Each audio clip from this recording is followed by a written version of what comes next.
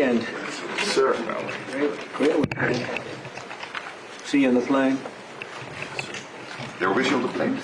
They travel with them. Yeah. They have better seats than I do. President, what are you telling your Prime Minister about your goals for NATO and Article 5 today? We're with them all the way. I mean, if you take a look at the numbers, we're with them, and they have very big things to announce today. I don't know if you've taken the vote or you're going to take the vote, but I've been asking them to go up to 5% for a number of years, and they're going up to 5%, and that's a big, from 2%. And a lot of people didn't even pay the 2%.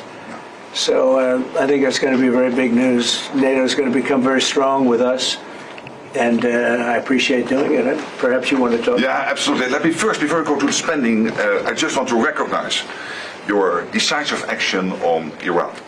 Thank you. You are a man of strength, but you're also a man of peace. And the fact that you are now also successful in getting this ceasefire done between Israel and Iran, I really want to commend you for that. Thank you very much. And I think this is important for the whole world. Then on spending, it's absolutely true. I want to state here, without President Trump, this would not have happened. In 3 stages. When you became president in 2016, 2017, you forced Europeans and Canadians to pay more. At this moment, the result of that phase is 1 trillion extra aggregate defense spending by the Canadians and the Europeans. Then came phase 2, when you became president in January last year.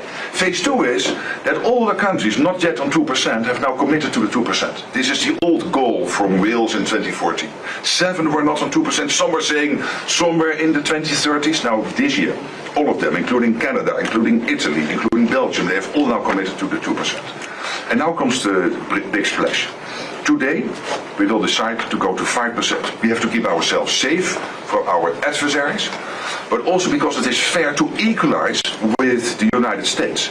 With this 5%, the Europeans and the Canadians will equalize their defense spending with the United States. So this is not about American taxpayers paying more, this is about Europeans, Canadians paying more. And again, this would not have happened, I'm really saying this here, and some people might criticize me, but then when I speak with them, they all say, yes, you're right, this would not have happened if you would not have been elected in 2016 and re-elected last year and back into office in January. So I want to thank you. Well, thank you very much. It's a great victory for everybody, I think, and we will be equalized very shortly, and that's the way it has to be. It's going to be a lot of money too, a lot of defense. Trillions extra. Yeah, and we have a great relationship, and we've had a great relationship from the beginning. Highly respected man, and yeah, we appreciate you being here too, everybody. We really do. We have a tremendous group of people on my left and a tremendous group of people on my right. They might be even better than my people. I don't know. Let's have a fight. Let's figure it out. Anyway, but we appreciate it, and we've had a tremendous relationship, Mark and I, and we've really worked on this subject for a long time. And when Biden was here, it just died like everything else died. And now it's, you're going to take, I guess, a vote today, right? Absolutely. Today we will decide unanimously to do this. That's my absolute conviction. So we can't talk about it until the vote's taken, because sometimes, you know, strange things happen with those. But I think you're going to. I'm not too worried. I think you're going to do very well. Everyone's very happy about it. Go ahead. Yes. President, how is the Iran-Israel ceasefire going, in your opinion? I think very good. I think very good. Israel came back yesterday. I was so proud of them. Because they came back, you know, they went out because they felt there was a violation, and technically they were right, but it just wouldn't have worked out very well. And they brought the planes back. They had gone on to another journey because there was a little bit of a violation, and I said, you got to get them back. And they came back, and it was a great thing, and it's going very well. Mr. President, what is your response to the foreign minister saying she still wants to enrich nuclear? Hello, Katie. She's so great, this one. Any question she asks, I'll answer. Well, maybe I better not say that. What was your question? What is your response to the Iranian foreign minister continuing to say Iran will enrich uranium and pursue nuclear weapons?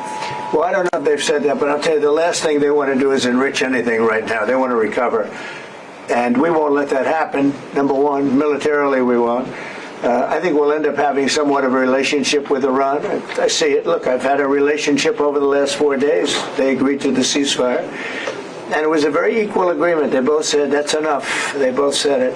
But no, they won't do that. The last thing they want to do, Katie, is enrich. They're not looking to they're not, can you imagine after all of that, they're going to say, oh, let's go and do a bomb. There could be a day in the future, and then somebody else taking our place will be saying, don't do it. And maybe they won't do it as well, I don't know. But they're not going to have a bomb, and they're not going to enrich. And we believe all of the stuff is down there. We don't think they had nearly the time, because to get that out is a very difficult thing. It's not like moving a package or taking this carpet up and moving it. It's very difficult. It's very dangerous to do. We believe it's all down there.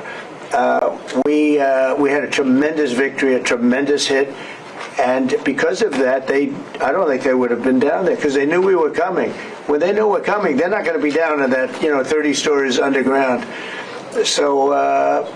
No, I think it was just a tremendous victory for everybody, including Iran. Look, they've got a country, and they've got oil, and they're very smart people, and they can come back.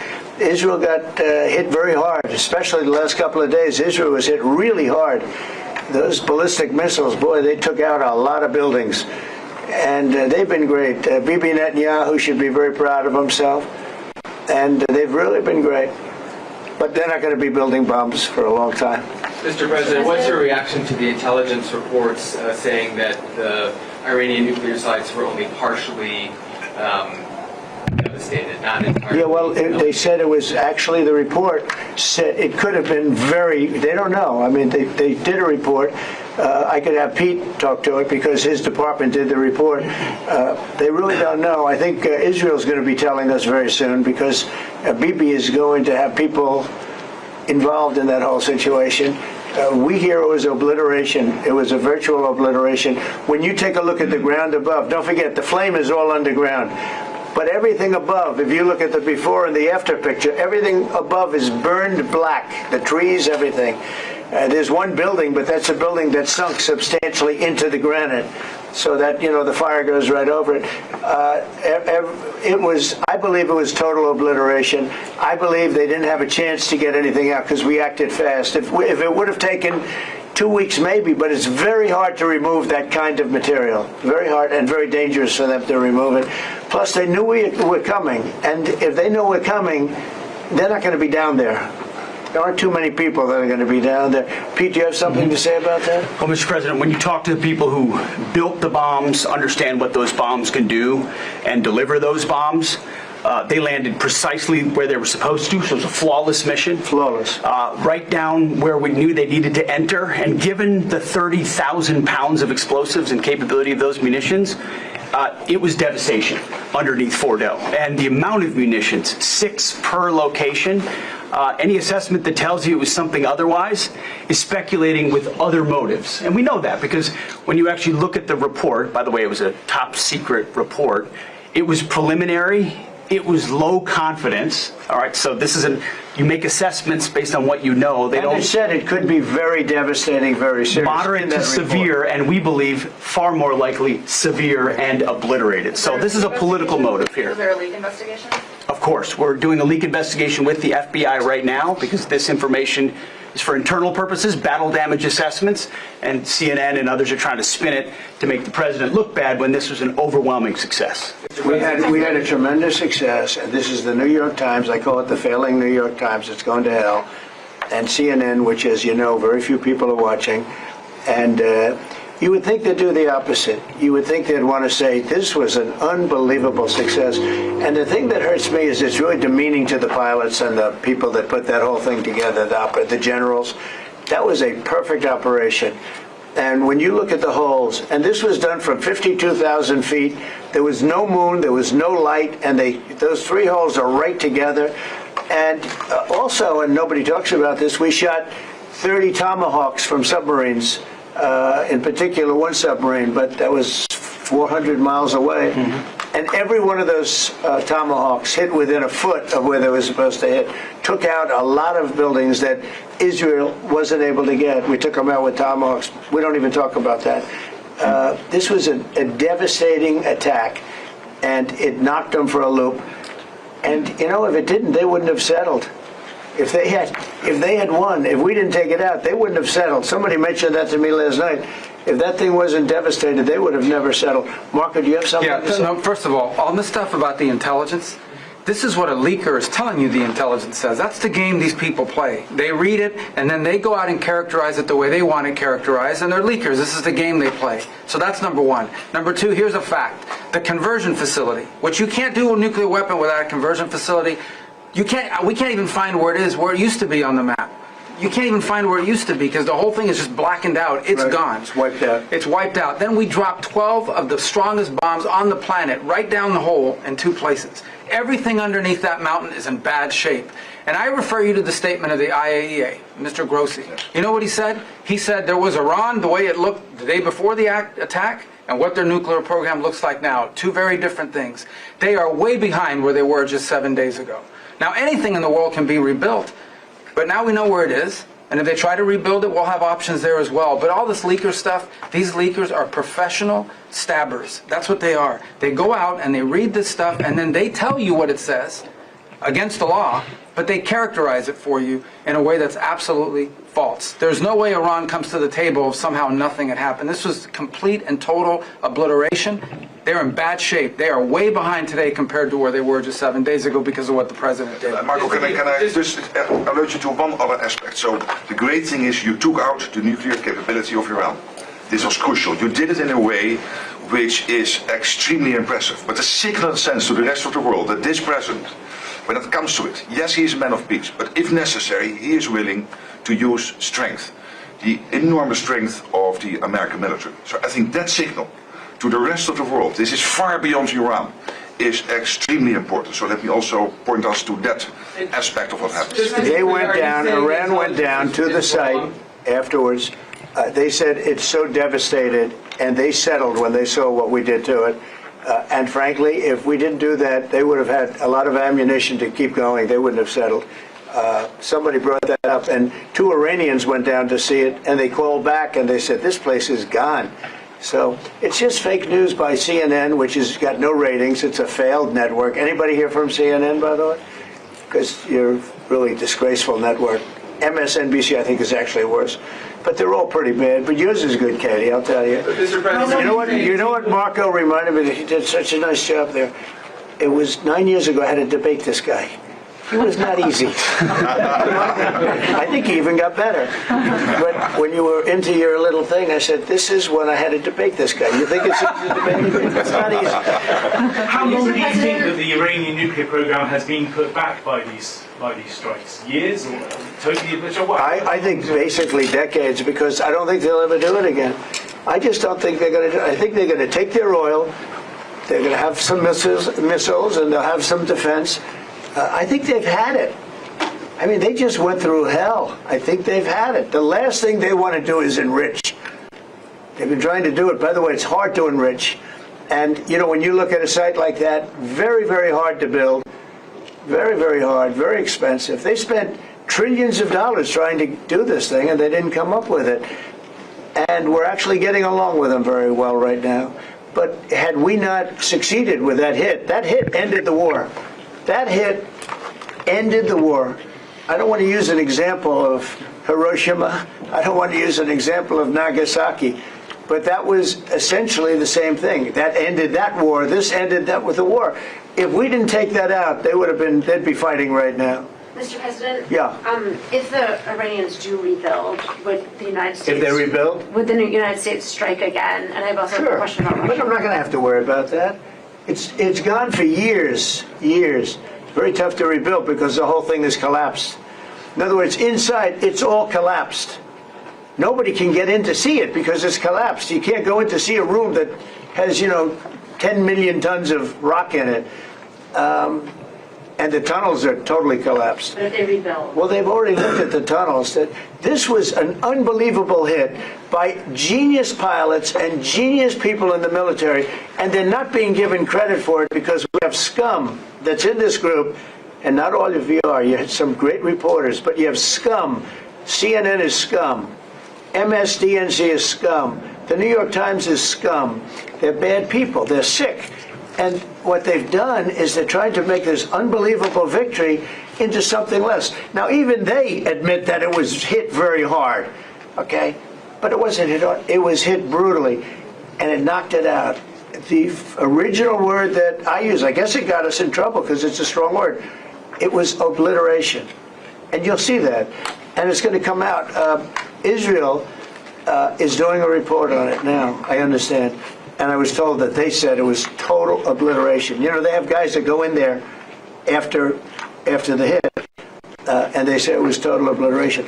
And you know, I don't want it for me. I want it for the pilots. I want it for the military. They did such a good job. If you were in the Situation Room with me, with the generals and all of the people that did such a good job, and then they get demeaned by these idiots at CNN who can't get ratings. The place is dying. Nobody wants to even waste their time going on their shows. So they form with the New York Times, who's dying also. Without Trump, you wouldn't have a New York Times. And then just changing gears to your meeting with Zelensky later today, can you give us any preview of what the two of you might be discussing? No, well, we'll discuss the obvious. We'll discuss his difficulty. He's got a little difficulty. Zelensky.